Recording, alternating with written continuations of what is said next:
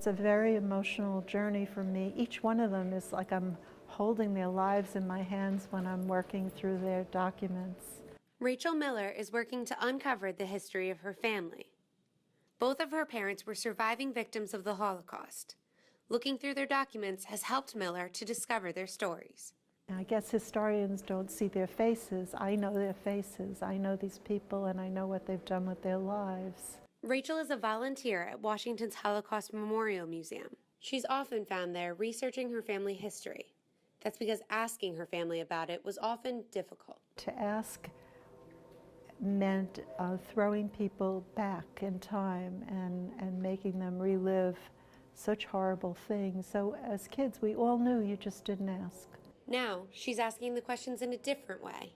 This is a safer way of getting knowledge than opening up those kind of wounds. I don't think, I think you die with them. I don't think they ever go away.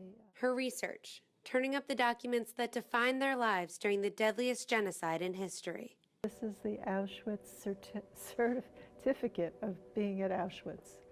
Is that bizarre? Growing up, Rachel was only able to get bits and pieces through stories from her parents. She recalls a story that her mother told her as a teenager about being on a death march with 3 other young girls. They get into a barn for the night, and in that barn there's a barrel of syrup. And 3 of the girls are starving, just like she was, and she says, they say they're